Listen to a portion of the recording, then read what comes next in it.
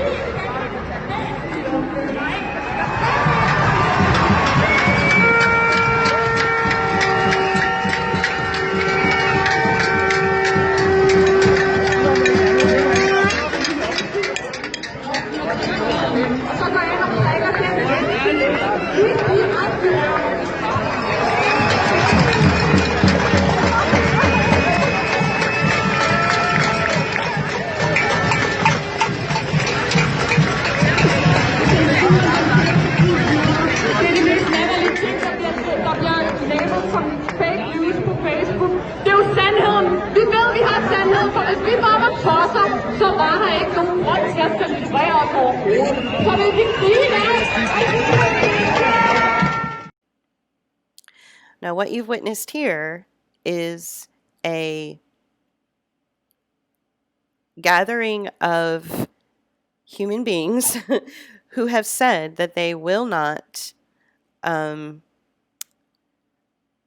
accept human rights violations to be made into law.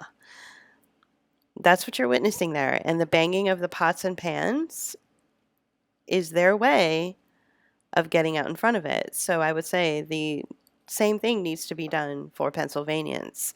They need to gather together, the entire state of Pennsylvania, every single person that lives in the state of Pennsylvania that does not want a human rights violation made into law needs to do this exact thing. They need to stand in front of the Pennsylvania State House and bang pots and pans and create a disturbance, not violence, but a disturbance to indicate that they are not happy with this and that they do not accept it, because that is what these people did. They stood out in front of the state house that would pass these laws in Copenhagen, Denmark, and they banged pots and pans for as long as it took.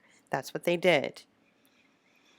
What you do is you do it for a day, and if this thing doesn't go away after a day, then you do it for 2 days, and then you do it for a week, and you don't stop until this proposal is shredded, set on fire, and put in the garbage. That's what these people did.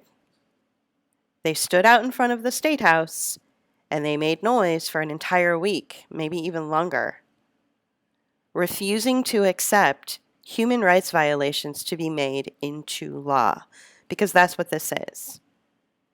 This right here, this memorandum from Representative Malcolm Kenyatta, what he is proposing is that they initiate a human rights violation on you and make it into law. That is what he is proposing. I'm not mincing words here. This is what he is proposing. He is proposing that you do harm to yourself and that it be made into law. The sense of urgency around this is missing. And that's what scares me more than the law itself or more than the proposal itself, is that there is no sense of urgency around this. That is very disturbing to me. So in order to fight against this proposal, this is what you need to do. This is how you need to behave. You need to set aside your responsibilities with your work or whatever it is that you feel that you have to do. You need to get off of Facebook. You need to get off of social media, and you need to do what Copenhagen did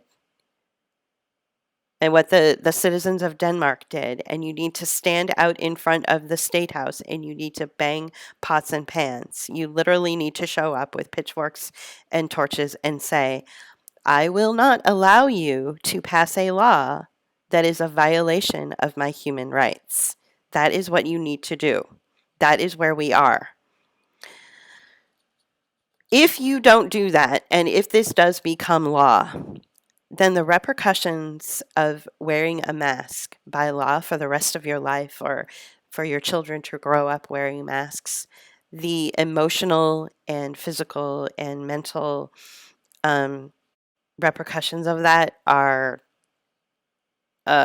not something that I would ever wish on anyone. Your children will not develop. They will be 15 years old and still wetting the bed. Babies who need to see your face and your mouth moving in order to have appropriate growth and stimulation to turn them into functioning human beings will not see that, and they will grow up to be non-functioning human beings. They'll probably still have the vocabulary of a 3-year-old when they're 10, 11, or 12 years old. There are all sorts of developmental disabilities that come as a result of wearing a mask. I could tell you that there's, all sorts of hidden agendas behind this mask law or this proposed mask law for human beings, but I'm not going to go there. I'm just going to keep it very simple right now, which is that this is a human rights violation. And Representative Malcolm Kenyatta wrote a memo to the House of Representatives on November 19th saying, I would like to violate the human rights of the state of Pennsylvania, of the citizens of Pennsylvania. I would like to hurt them. I would like to make it law to hurt them and have them commit violence on themselves, because that's what being forced to wear a mask is. It's you committing violence on yourself. It's you allowing the state to commit violence on you. Why this isn't on everybody's newsfeed and why people aren't out in the streets screaming for this to go away is beyond me. I have no idea why people would want to even allow this memo to circulate. This memo needs to be taken off of the website, off of the legislative website for the state of Pennsylvania. It needs to be removed. It needs to be shredded. If this goes any further, you can say goodbye to any semblance of a normal life that you would ever hope for yourself. Being forced to wear a mask by law is a human rights violation, and there is nobody to save you except for you. And that's what these people understood in Copenhagen, Denmark. That's what they understood. Why the state of Pennsylvania, which is where the Constitution was penned, why the citizens of the state of Pennsylvania don't understand this leaves me speechless. I don't know what to say to that. It's either extreme ignorance or anxiety. I don't know what it is, but you cannot let this memoranda go any further. This memo, which is proposing a state law to make the citizens of the state of Pennsylvania do harm to themselves and commit violence on themselves by wearing a mask, that is fascism. This is tyranny. And Representative Malcolm Kenyatta needs to be told, and he needs to be removed from office. The first thing he needs to do is be removed from office immediately for even proposing that the citizens of Pennsylvania commit violence on themselves or allow the state to commit violence on them. That is a proposal that only comes out of fascism and tyranny and dictators who take great joy in harming innocent individuals. People need to be involved. They need to reach out to Representative Malcolm Kenyatta in whatever the way they can, whether they send him a series of tweets that say, what the fuck is wrong with you? Why are you doing this? Or letters, or they need to go to his office and confront him. But he needs to be removed from office for even proposing such an outrageous violation of human rights in the form of a simple memo. Because you know what's going to happen when they get back into session? This is the first thing that they are going to tackle. This is the first thing that they are going to address.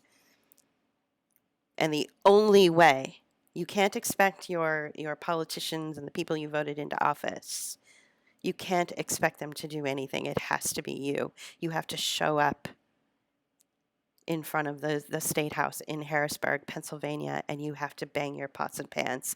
Every single person in the state of Pennsylvania needs to do this.